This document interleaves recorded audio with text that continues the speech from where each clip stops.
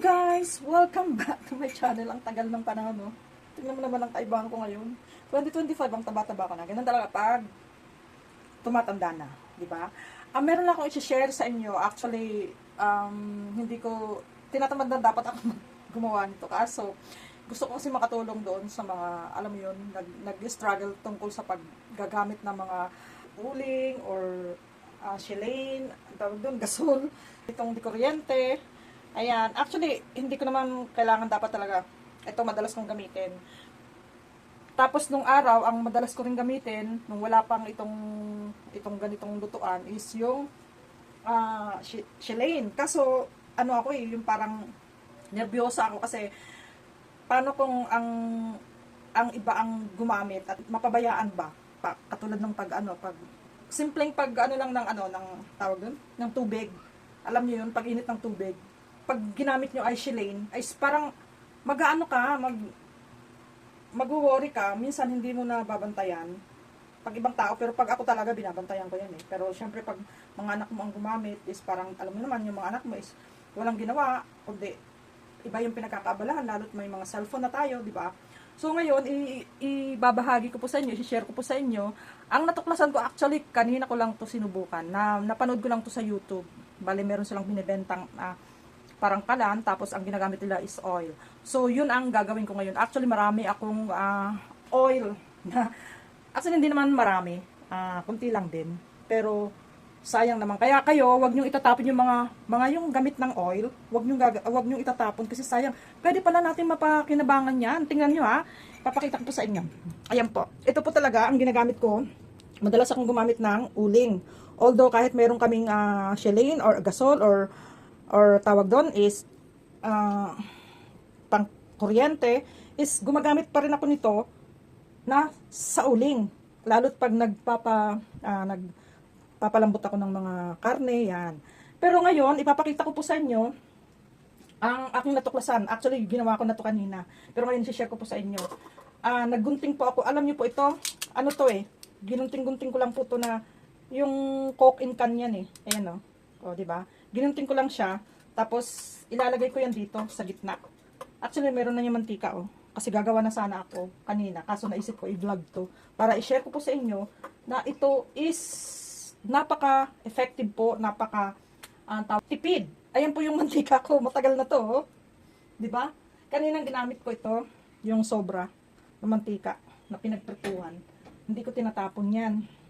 Ayan. Ito, napakatagal na to. Titingnan ko kung epektibo to. Tapos, ang gagawin lang po natin is, ayan, naglagay na po ako, ayan po, naglagay na ako ng mantika, yung nasa garapon. Yan po ang nilagay ko kanina.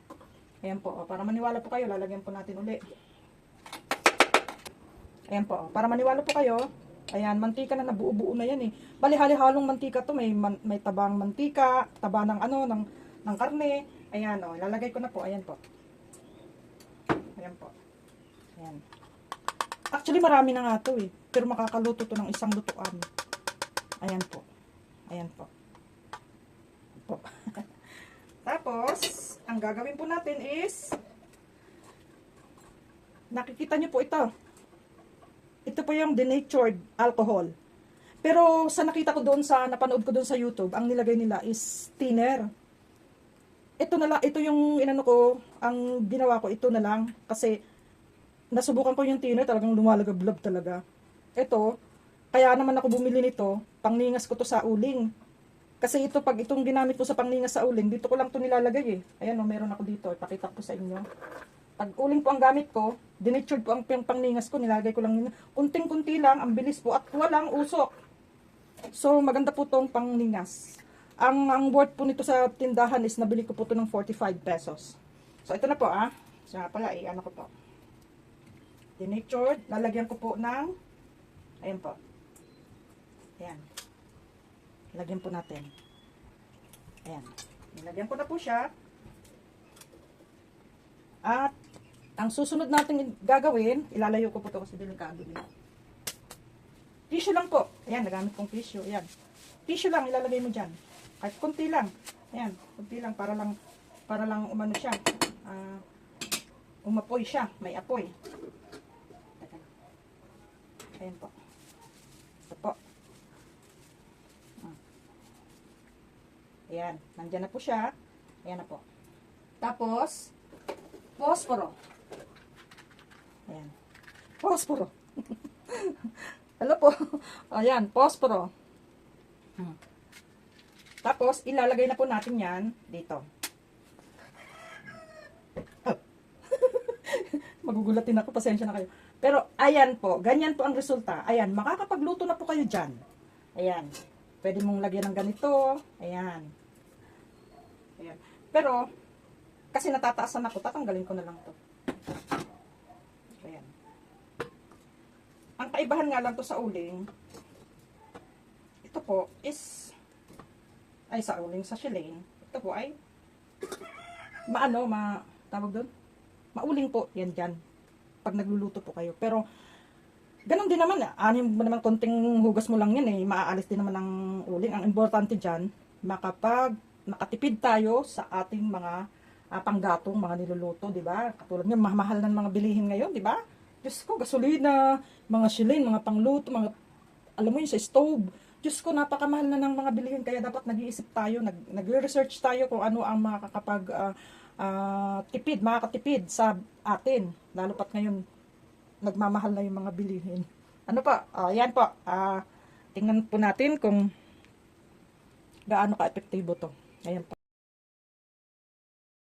Guys, after 2 minutes po, ayan na po. Kumulo na siya. At maglalagay na po ako ng mga sangkap sa aking lulutuing noodles. Ayan guys, nailagay na lahat. At aking lulutuin muna yan mga ilang minuto. At pagkaraan ng ilang minuto, ayan na nga po siya guys. Kumukulo na siya. So guys, napatunayan po na sobrang tipid po talaga. Sa kaunting pinagamitang mantika, ayan po, nakaluto po tayo. At medyo meron pa nga siyang apoy. Pwede ka pang init ng tubig. Ayan po.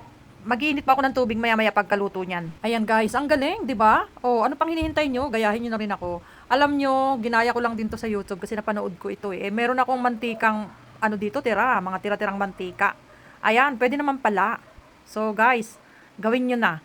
Magtipid po tayo, okay? Sa mahal ng mga bilihin ngayon, kailangan mag-isip tayo ng mga alternatibong makakatulong sa pamumuhay natin, 'di ba? At ang maganda pa rito, guys, eco-friendly po ito. Hindi siya masangsang, hindi masakit sa ilong. Promise. At saka guys, the best magluto ng kanin dito, magsaing kasi alalay lang yung apoy. Hindi siya masusunog, guys. Luto na siya. Tingnan nyo naman. Tingnan nyo ang naluto ko. O, diba? Nakatipid tayo sa ating pagluluto. Nakatipid tayo sa gas. Nakatipid tayo sa, diba? Sa gas, sa kuryente. Ayan na po.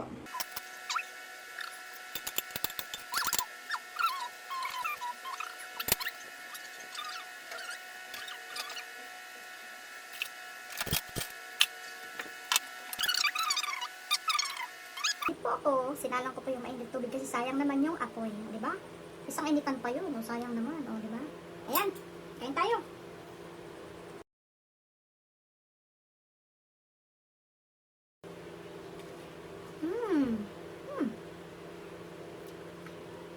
Sana po nakatulong. Bye-bye.